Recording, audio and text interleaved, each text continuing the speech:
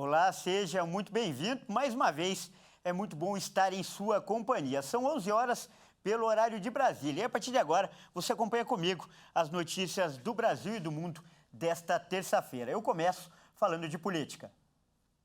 Olha só, a PEC da transição deve ser votada hoje na Câmara dos Deputados. E a expectativa é que o texto seja aprovado da mesma forma que veio do Senado. A equipe de transição espera que o plenário da Câmara dos Deputados já comece a analisar a PEC.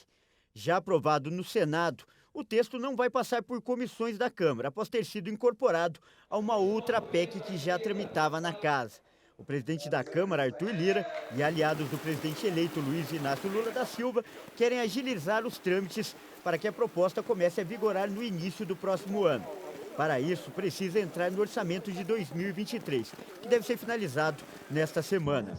Mas há um movimento de parlamentares com a intenção de frear a tramitação e fazer com que o texto seja modificado, com reduções no prazo e nos valores da PEC. O Senado aprovou a ampliação do teto de gastos em 145 bilhões de reais para bancar o incremento do Bolsa Família e garantir a continuidade de outras políticas públicas sociais. Mesmo com as divergências, aliados de Lula estimam que já há 350 votos favoráveis de deputados para passar a proposta sem modificações. Por ser uma PEC, é preciso a aprovação de 3/5 dos parlamentares. No caso da Câmara, 308 dos 513 deputados devem dar o aval ao texto em 2 turnos. E ainda falando de Brasília, a Polícia Militar entrou em confronto com manifestantes contrários ao resultado das eleições. A confusão aconteceu ontem à noite, em frente à sede da Polícia Federal. Policiais dispararam bombas de gás lacrimogênio e balas de borracha na tentativa de dispersar os manifestantes. Houve vandalismo e veículos foram incendiados. A situação ficou tensa após a detenção do cacique José Acácio Chavante. Ele foi detido por ordem do ministro do Supremo Tribunal Federal, Alexandre de Moraes, devido a indícios da prática dos crimes de ameaça e perseguição.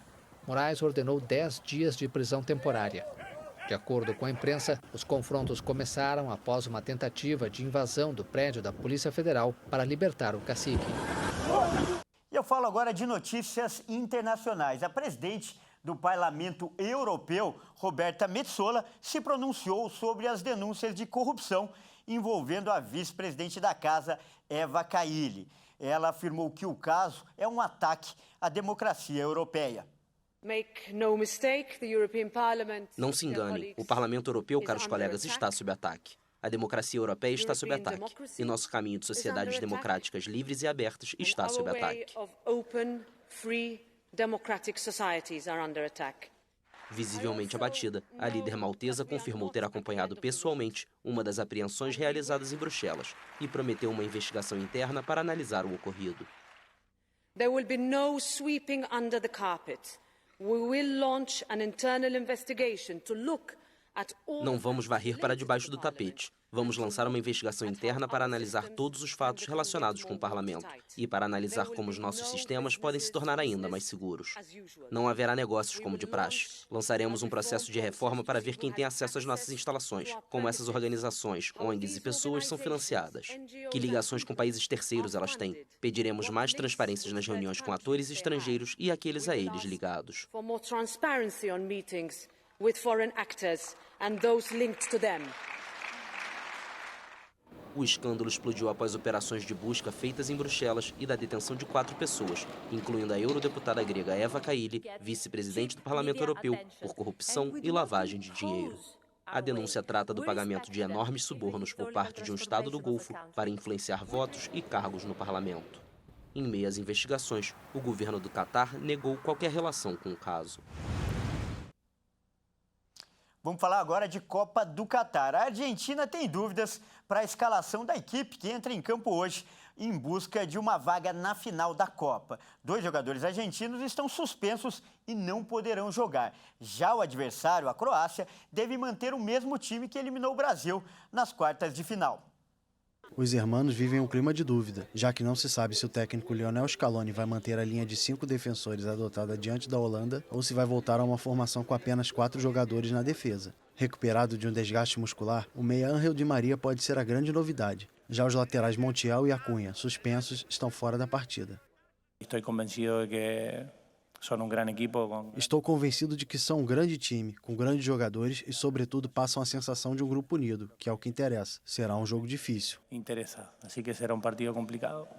Nas semifinais de uma Copa do Mundo pela segunda edição seguida, a Croácia quer ir ainda mais longe e decidir outra vez o torneio mais importante do futebol. E o adversário desta terça-feira traz boas recordações para a seleção europeia. Em 2018, os croatas bateram a Argentina por 3-0 na fase de grupos do Mundial da Rússia. Se do lado sul-americano há mistério em relação à escalação e existe até a possibilidade de uma mudança no esquema, do lado croata o técnico Zlatko Dalic não deve fazer grandes alterações. Em coletiva de imprensa, Dalic encheu seus jogadores de confiança e disse que aposta no jeito croata de jogar futebol para chegar a mais uma decisão. Optimista e vjerujem našim igračima. Eu tenho total confiança nos meus jogadores. Eles demonstraram grande qualidade e muita força de caráter. Não teríamos alcançado as semifinais sem eles. Não vamos fazer grandes adaptações para enfrentar nosso adversário. Sabemos as qualidades deles, mas a Croácia tem o seu jeito de jogar e vai em busca da vitória. Ali Hrvatska će dalje igrati svoj način igre i svoj stil. O vencedor do confronto entre Argentina e Croácia decide a Copa do Mundo contra o classificado de França e Marrocos. A grande final acontece no próximo domingo em Lusail. Olha, e seja qual for o resultado de hoje, até mesmo da Copa do Mundo, um argentino já merece um título, o título de herói. Estamos falando de um médico torcedor que salvou a vida de um turista durante um voo. O homem sofreu um infarto enquanto assistia a partida da seleção contra a Holanda pelas quartas de final. Na ocasião, a aeronave estava passando por uma turbulência quando um homem de 65 anos, de nacionalidade chilena, começou a passar mal. O passageiro pediu ajuda para a tripulação, que informou que ele seria atendido assim que o avião estabilizasse. Mas quando foram socorrer, as equipes notaram que a situação era mais grave. Foi quando questionaram se havia algum médico no voo e um homem prontamente se apresentou. Vestindo a camisa 10 da seleção argentina, o profissional, que não quis se identificar, pois qualquer colega faria o mesmo, prestou assistência. Ele disse que quando se aproximou do homem e conseguiu falar com ele, notou que a situação era típica de um infarto e pediu para que a tripulação mantivesse a calma e que levassem até ele uma caixa com remédios e um desfibrilador, que não foi necessário utilizar, já que o passageiro estava medicado, e pediu para aguardar uma evolução antes de tomar qualquer decisão. Quando o avião aterrissou em Posadas, o paciente estava totalmente lúcido. Ao descer da aeronave, o médico foi aplaudido pelos demais passageiros. Bom, e essa edição fica por aqui. Eu agradeço demais pela sua companhia e convido a continuar ligado em nossa programação, porque às 13 horas eu volto junto com a Daniela Paris e mais notícias para você. Até mais!